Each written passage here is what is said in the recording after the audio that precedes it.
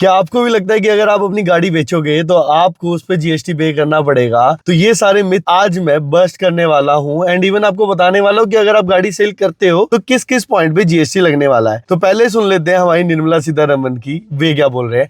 12 लाख में खरीदा, 9 लाख में बेच रहे हैं सेकेंड हैंड यूज्ड व्हीकल के नाम पर। On the margin is only this 18%। अब मैं आपको बताता हूँ होगा क्या। मान लो अगर आप कोई इंडिविजुअल हो, यानी आपके नाम पे कोई जीएसटी नंबर नहीं है, याद रखना। तो अगर आप कोई भी गाड़ी खरीदते हो, मान लो 10 लाख की और उसे 5 लाख की भी बेच देते हो, तो उसके बचे हुए 5 लाख पे आपको कोई जीएसटी नहीं भरना, यानी कि लॉस पे कोई जीएसटी नहीं जाएगा। तो पहला डाउट यही क्लियर कर लेते हैं। अगर आपके नाम पे जीएसटी नंबर है देन आपको देखने की आपकी बुक वैल्यू कितनी थी गाड़ी की। मतलब जब आप गाड़ी खरीदते हो तो उस पर डेप्रीशिएशन लगता है। मान लो आपने 10 लाख की गाड़ी खरीदी थी, उस पर 30% का मान लो डेप्रीशिएशन लगा, तो बुक वैल्यू उसकी 7 लाख है। फिर उस पर डेप्रीशिएशन लगा, वो 5 लाख की आ गई। फिर डेप्रीशिएशन लगा, वो 3 लाख की आ गई। अब मान लो आप उसको 5 लाख की सेल करोगे तो उस 2 लाख पे 3 लाख की बुक वैल्यू है, 5 लाख की सेल करिए तो आपको जीएसटी पे करना पड़ेगा। पहले ये 12% होता था, अब ये 18% हो गया है। लेकिन अगर आप 3 लाख से कम की उसको सेल कर देते हो, there is no GST. Same अगर आपकी कोई पार्टनरशिप फर्म है या प्राइवेट लिमिटेड है तो भी उसके अंदर यही ट्रीटमेंट होना है। इवन अगर आप ईवी भी सेल करते हो तो भी 18% जीएसटी एप्लीकेबल है। तो अपनी जितनी भी मिथ है अगर आपको भी बस्ट करने हैं तो मुझे फॉलो कीजिए और अपने दोस्तों के साथ जरूर शेयर करना। Thank you.